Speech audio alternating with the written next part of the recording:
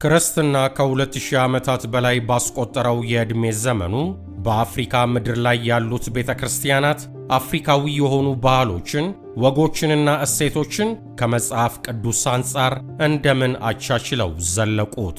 ለመሆኑ ትክክለኛ አይደሉም የሚባሉትን እንከኖች ነቅሰው የሚያወጡበት የተለየ ጥበብ አላቸውን? የዛሬው መሰናዷችን ለውይይት መነሻ የሚሆኑ ሐሳቦችን ለመፈንጠቅ ይሞክራልና አብራችሁን ቆዩ። ቤተ ክርስቲያን ከ2000 ዓመታት በላይ ባስቆጠረው ዕድሜ ዘመኗ በተለያዩ ባህሎችና ወጎች ውስጥ አልፋም ቢሆን እንኳ ታላቁን የክርስቶስን የማዳን መልእክት ይዛ ስለመቀጠሏ በድፍረት መናገር ይቻላል። በአፍሪካ ምድር ላይ ያለችው ቤተ ክርስቲያን ምን መልክ አላት? ቤተ ክርስቲያን አፍሪካዊ የሆኑ ባህሎችን፣ ወጎችንና እሴቶችን እንዴት አቻችላ ይዛ ነው የቀጠለችው? ትክክለኛ አይደሉም የሚባሉትን እንከኖች ነቅሳ የምታወጣበት ጥበቡንስ አግኝታው ይሆን? ለእነዚህና ለመሳሰሉት ሁሉ ጥያቄዎች በዚህ መጣጥፍ ሙሉ ምላሽ መስጠት ባይቻልም ለውይይት መነሻ የሚሆን ሐሳብ ለመፈንጠቅ ተሞክሯል።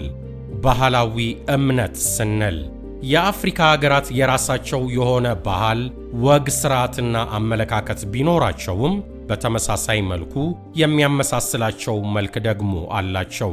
ከሚያመሳስላቸው ነገሮች አንዱ ሃይማኖት ነው። በአፍሪካ ታሪክ ውስጥ በርካታ ሃይማኖቶች ነበሩ፣ ዛሬም አሉ።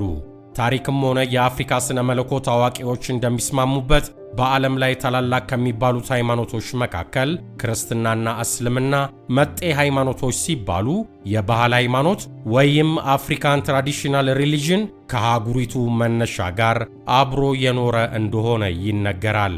ይህ የባህል እምነት ተብሎ የሚታወቀው የአፍሪካን ሕዝብ ባህልና አኗኗር በጥልቀት የያዘ ከመሆኑም ባሻገር በክርስትናና በእስልምና እምነት ላይ ባሉታዊ መልኩም ሆነ በአዎንታዊ ጎኑ ተጽዕኖ አድርጓል፣ እያደረገም ይገኛል። የባህል እምነት በክርስትና ላይ እያደረገ ያለውን ተጽዕኖ ከመመልከት በፊት የአፍሪካ ባህላዊ እምነት ሲባል ምን ማለት እንደሆነ፣ መገለጫዎቹ ምን እንደሚመስሉ በወፍ በረር መቃኘቱ ሳያስፈልግ አይቀርም። የአፍሪካ የባህል እምነት በራሱ የቆመ ሃይማኖት ይሁን እንጂ ወጥ የሆነ አሰራርና ሥርዓት ያለው እምነት አይደለም። ብዙ የአፍሪካ ተመራማሪዎች እንደሚስማሙበት የአፍሪካ የባህል እምነት እንደ አንድ ሃይማኖት አንድን አምላክ የሚከተል ሳይሆን የሕይወት ወይም የአኗኗር ዘይቤ ንጽረተ ዓለም ነው። ቦላጀ ኢደው የአፍሪካ ባህላዊ ሃይማኖት በሚለው መጽሐፋቸው በዚህ ጉዳይ ላይ ሰፊ ትንታኔ ይሰጣሉ። በአፍሪካ የባህል እምነት ውስጥ 4 መሠረታዊ ጉዳዮች አሉ። እነዚህም አምላክ፣ መናፍስት፣ ሕያዋንና ግዑዛን አካላት የሚባሉ ናቸው። በአፍሪካዊው ባህል እምነት አምላክ የፍጥረት ሁሉ ጀማሪና አጽኚ ነው። ለአምላክ የሚሰጡ ስያሜዎችም ባሕርያቱን የሚገልጹ ናቸው። ጠቢቡ፣ ሁሉን አዋቂ፣ ፈራጅ ወዘተ።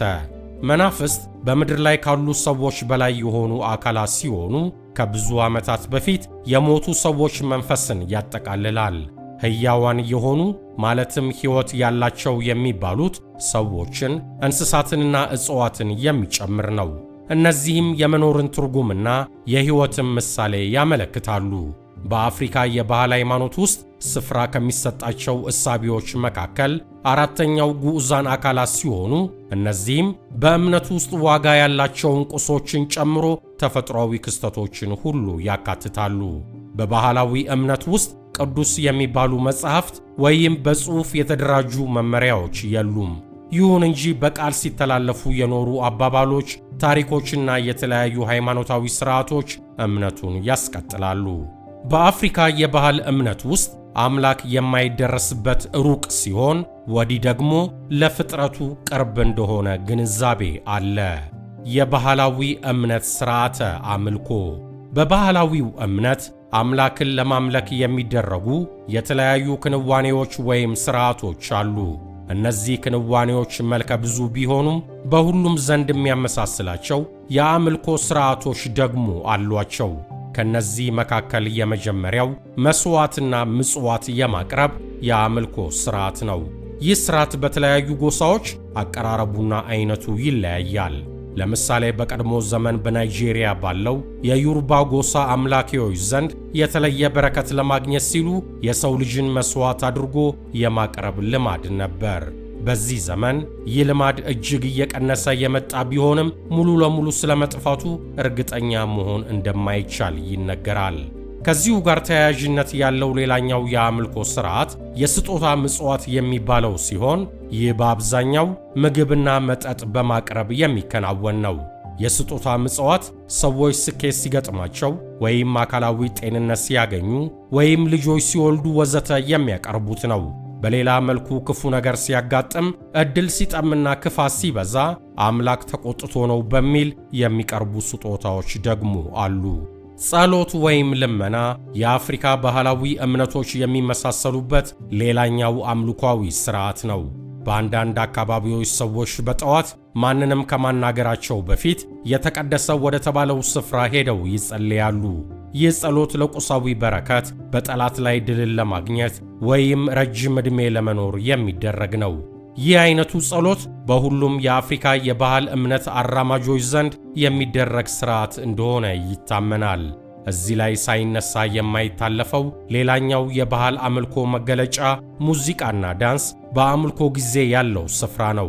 ይህ የሙዚቃና የዳንስ ሥርዓት በአብዛኛዎቹ የባህል እምነት ተከታዮች ዘንድ የሚተገበር መሆኑ ይታመናል። በአፍሪካ የባህል እምነት መለወጥ የሚለው ጽንሰ ሐሳብ ያን ያህል የሚስተዋል አይደለም። አንድ ሰው በተወለደበት ጎሳ የሚደረገውንና የሚታመነውን መከተል የተለመደ ብቻ ሳይሆን ከጎሳው ተወላጅ የሚጠበቅ ነው። በመሆኑም ሃይማኖት የግል ሳይሆን የጋራ ሆኖ በሁሉም ዘንድ ይታመናል። ሥርዓቱም በደቦ ይፈጸማል። በአፍሪካ የባህል እምነት መሠረት ማንም ሰው አምላክን በቀጥታ ቀርቦ ሊያናግረው አይችልም። ሥርዓቱን ለማድረግ የግድ መካከለኛ ያስፈልጋል። ይህን ለማስፈጸም ደግሞ ነቢይ፣ ጠቢብ ሰው፣ አዋቂ፣ ፈዋሽ፣ ዝናብ አዝናቢ ወዘተ የሚል ስያሜ የተሰጣቸው ሰዎች የግድ ያስፈልጋሉ። የእነዚህ ሰዎች ዋና ተግባር የመንፈሳዊም ሆነ ማኅበራዊ ምሪትን የሚሰጡ፣ የሚያማክሩ፣ ከመለኮት የሚቀበሉትን መልእክት ለአማንያን የሚያስተላልፉ ናቸው።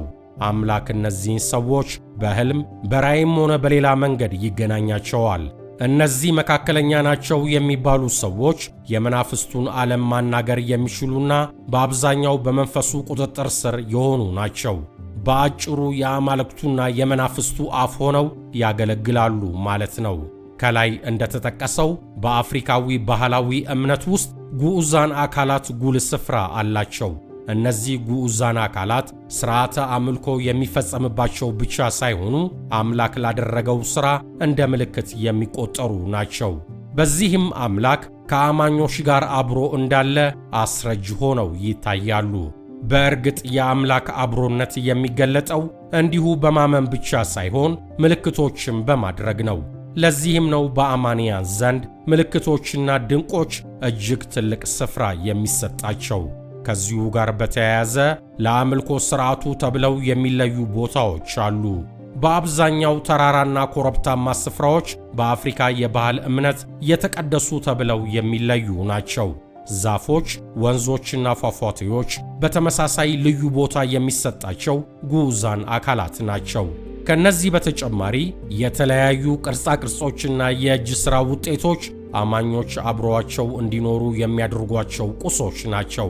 በአንገት ላይ በማሰር በቤት ወይም በሥራ ቦታ የሚቀመጡት ቁሶች ለገድ፣ ለስኬት፣ ለጤና፣ ክፉ መናፍስትን ለማራቅ ወዘተ በሚል አገልግሎት የሚሰጡ ናቸው።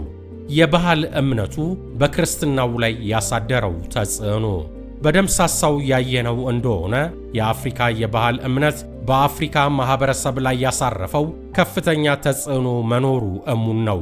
በማኅበረሰብ ውስጥ ስር ሰዶ ያለው ይህም መሰሉ ሃይማኖታዊ መስተጋብር አፍሪካውያን ስለ እምነት በሚኖራቸው ንጽረት ላይ የሚያሳርፈው አሻራ በጉልህ እንዲታይ ያደርገዋል።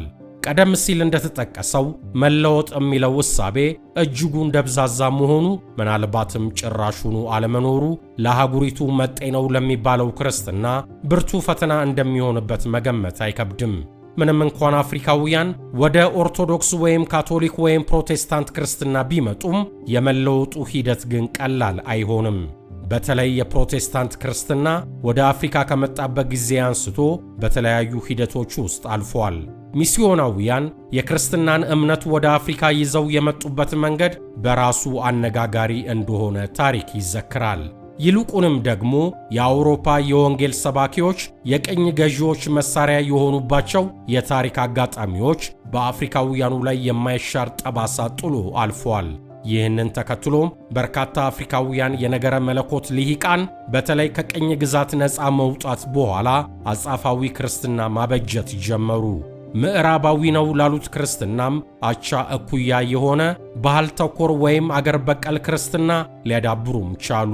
ዛሬ ይህንን አመለካከት የሚደግፉ የፕሮቴስታንት ቤተክርስቲያን ተከታዮች ቁጥር ከ100 ሚሊዮን በላይ እንደሆነ የሚታመን ሲሆን ኢንዲፐንደንት ቸርች የሚል የወል መጠሪያ ይዘዋል።